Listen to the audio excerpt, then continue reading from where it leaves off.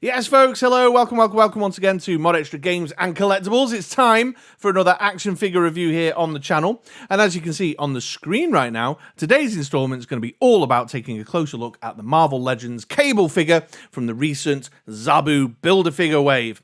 So stick around, I'm going to give you all the ins and outs, ups and downs that you need to know about this figure. So if you've been thinking about picking one up for yourself, you'll have a good, thorough overview to make a decision as to whether Cable's the guy to drop your cash on. I'll walk you through the packaging and the peg presents, then take a closer look at the figure, talk about the aesthetic, visual experience, then talk about the articulation and how he poses, then talk about the accessory selection and whether that's truly added value, so that by the end you'll know if this is worth opening your wallet for or not. So let's not dilly-dally around, let's get into it, and let's go back in time and take a look at the box when Cable first arrived on my doorstep. Alright then folks, well here's Cable in box. The postie dropped it off just a few short hours ago. Just getting around to recording now. Thought I'd take a second just to take a look at the packaging experience, talk about the peg presents as it were. So you can see it's standard Marvel Legends packaging with the contoured edges, the big window at the front showing off the figure and all the goodies. It's obviously Marvel's Cable as opposed to the Electric Company's Cable. They want to make sure that distinction is very, very clear. Then along these contoured edges we've got some comic book artwork. It's the same on both sides and it's also the same as on the back. There you go, you can see the full artwork piece there, a bit of blurb, a bit of character profile in various different languages, the advertising like little figure checklist bit for your Build-A-Figure and all the other figures in the wave, legal bollocks and malarkey. I think that might be from the Phalanx Covenant cover. I'll have a quick look in the long box and see. But nonetheless, it's pretty cool example artwork, although they've done that thing where they've chosen some artwork that's not exactly in line with the figure. I'll talk about that a little bit later on. And that's it. That's your packaging experience. Pretty standard fare for Marvel Legends. So I'm going to go away and get this bad boy opened up, get good and hands-on with the figure, get some man-child playtime in, mess around with some displays, just generally get some experience before I return and share some review thoughts. So stick around because Future Chris is going to come back and tell you all about those in 3, 2, 1. So I don't know if anybody is bothered or cares, but I did, in fact, have a dig through the long box, and it is the Phalanx Covenant artwork. It's from Cable issue 16, Final Sanction Part 2 from the Phalanx Covenant crossover back in, when was this, 94, 95? I can't remember the specific date, but yeah, there you go, there it is. And here we go, here's Cable then, as he came out the packaging.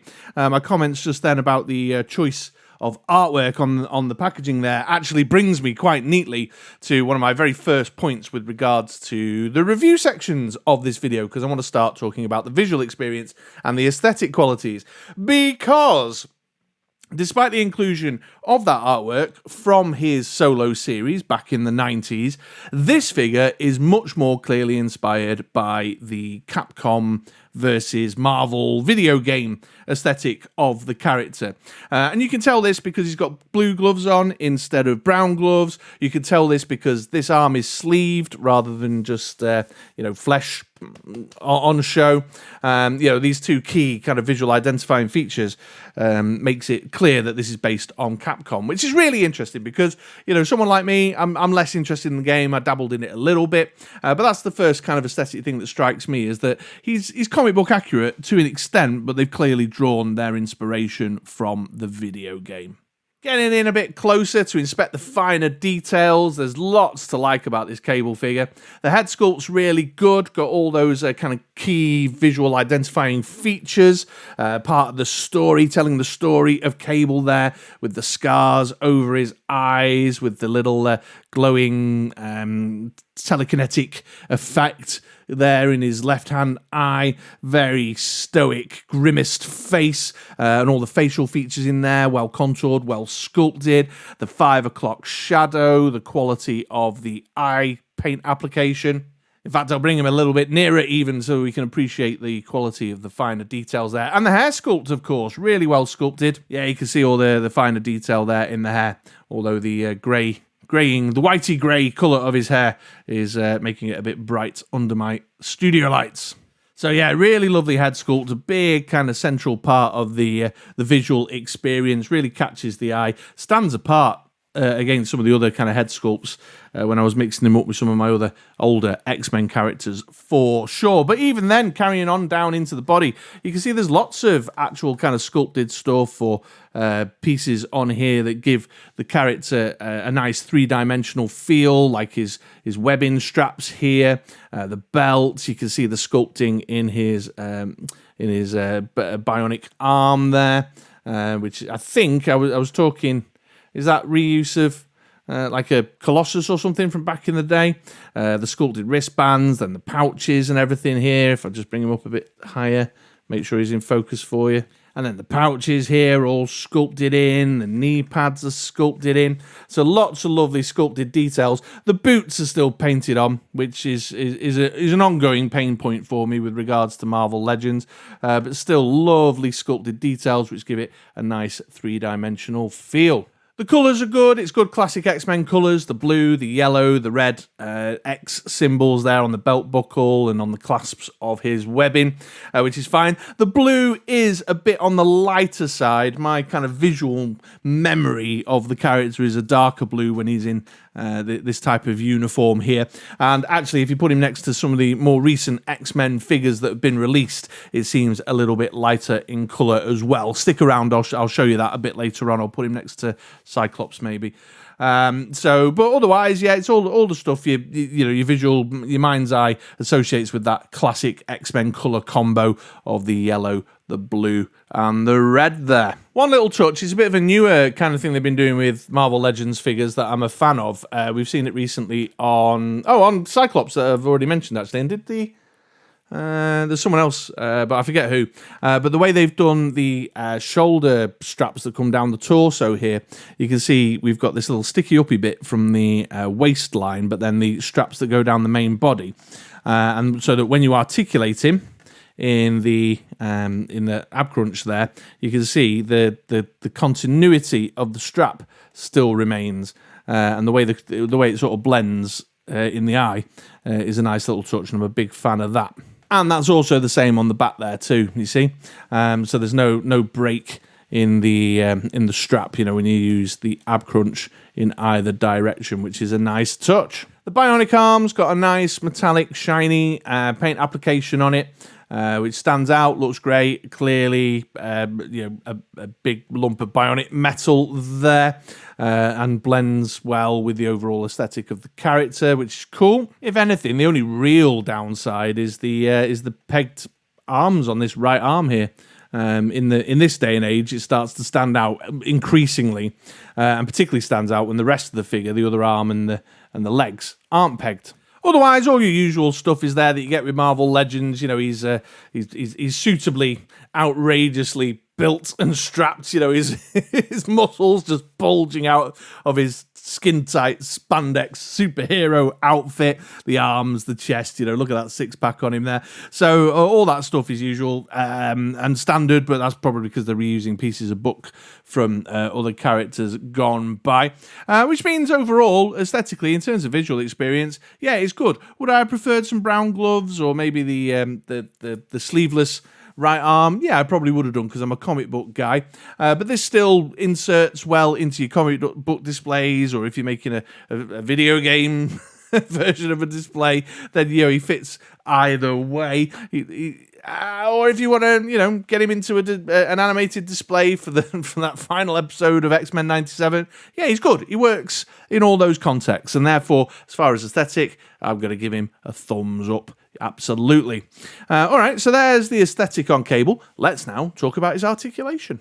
Well, folks, it's pretty standard Marvel Legends articulation stuff, so if you are already relatively familiar with this type of book and these types of figures, then I've put chapters in so you can just skip straight ahead to take a look at the accessories and added value.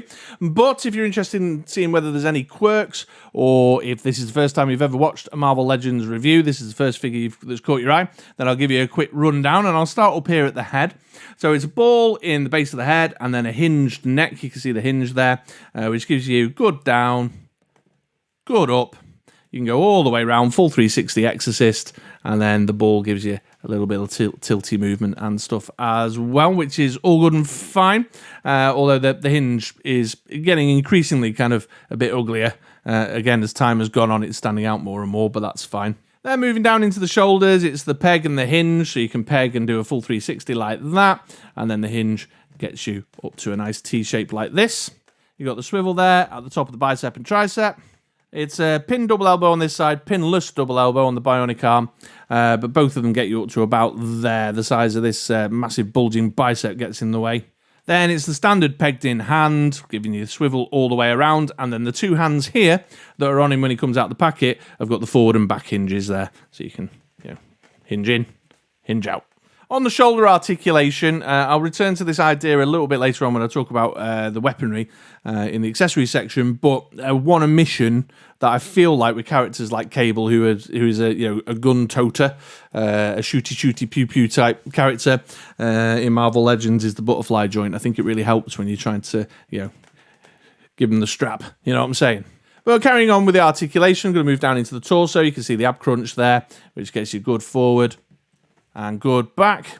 And then he's got the standard Marvel Legends swivel waist there, which is nicely obscured by the belt, so it doesn't look really ugly and untidy when you're swiveling them around like that. Standard Marvel Legends groin, which gives you decent forward like this. Get him out. Not really much of a Russian ballerina here with Cable. Look, not much movement there, but it's okay for getting him into a nice sturdy shooty stance or fighty stance for sure. Then you've got the thigh cut here at the top of the thigh. Again, well obscured by these like thigh pouch straps here. These are actually loose. They move around a bit. Sometimes you have to keep an eye on those. I noticed the other day I've been taking photos with them with the pouches turned in like that rather impractically. Then you've got the pinless hinge double knee that gets you up to there. Boot cut here, which is actually not at the top of the boot. It's sort of at this point there. And then the standard hinge and rocker at the ankles. So the articulation is decent. It's solid. I'll give it a thumbs up for sure. Some of the stuff that I criticised around Marvel Legends articulation, like the sheer cut waist swivel, is nicely disguised by his belt and that, so you get the benefit of the movement, and it's not aesthetically affecting your enjoyment of the figure. As I mentioned before, the only thing I would criticise would be the omission of a butterfly joint. I think that would just really help a character like Cable, who's getting big guns in his hands, but they don't do that very often in Marvel Legends, so it is what it is, So overall, judging it by its own standard of its own line, thumbs up. All right, well, there you go. There's articulation. Let's now take a look at his accessory selection. And the first accessory items are the hand swaps. Cable's got one for each hand, the right and the left, in the grippy trigger finger setup, which is obviously very appropriate for the type of character he is, and for the other accessories I'm about to show you. These are standard. We've seen these a bazillion times before. They're just the standard Marvel Legends trigger finger, but obviously then painted up to match up with the rest of his uniform. And unlike the ones out the packet, these have up and down hinges there. Rather than the in and out hinges to help with some of your shooty style poses. Then Cable comes with a couple of like laser blastery type things, obviously that's brought back from the future. This is like a kind of double barreled revolver type thing. It's got it's got like a sort of cowboy six-shooter vibe about it, hasn't it, in terms of the shape? It's decent enough, well sculpted, got the metallic paint job on there, but a couple of touches of black just to give it some depth. It's fine, it's a nice futuristic science fiction-y style laser blaster, handheld laser blaster pistol thing. that's very suitable. I'm laughing at my own, complete lack of knowledge about guns, but very, very appropriate for that, for the sort of science fiction edge of the X-Men stuff. The other one as well has got a kind of a futuristic interpretation of a Wild Westy style gun, too. In terms of, I think it's the handle shape at the back here, maybe, but again, that silvery metallic plastic. It's not a paint application though, so it looks a bit more plasticky than say the arm. But then you got like the barrels painted in and the handle painted in there. It's fine. It's okay. No storage for these on the figure, like like a little back-mounted holster or something, a bit like Bishop had, or nothing of that nature, which I think is a little bit of a omission. And I'd probably say aesthetically, they are again quite in line with the Capcom versus Marvel game inspiration. He had like little kind of silvery pistol blasters like this in that game. Although I seem to remember them looking a bit nicer than these. But it's not great weaponry for Cable in general, from my perspective, because my mind's eye just seems him with like massive cannons. You know what I mean? Huge, outrageous 90s style big blaster guns, and these look a little bit weenie. And because of that sort of wild, futuristic Wild West vibe, I always kind of want to pose him in this sort of like hip shooting, you know, take 10 steps, turn and shoot kind of stuff, which is not good Cable posing, I don't think. But there you go. But it's all fine. It's all fine. Could have done with a holster for at least one of them. But, you know, that's about it. That's what you get with Marvel Legends. You just get a couple of hands and a bit of weaponry, and that's it. It's and do I always want more? Yes, I always want more. So I'm giving it a thumbs up because it's fine, but it suffers from the same problem that Marvel Legends usually suffers, which is it's too much on the lighter side and a little ill thought out. Just on that note, incidentally, I've been tooling them up with this. This is a McFarlane Toys 7-inch weapon, which the fact that it's the wrong scale kind of helps because it makes it look that ridiculously oversized kind of thing. I'm reliably informed by one of my Joe Bros on the Discord that I belong to that this is a Titanfall / Apex Legends weapon, but I've been tooling them up with that. But the problem is that takes me back to the lack of butterfly joint because I've been finding it frustrating. I can't get him in a good shooting pose.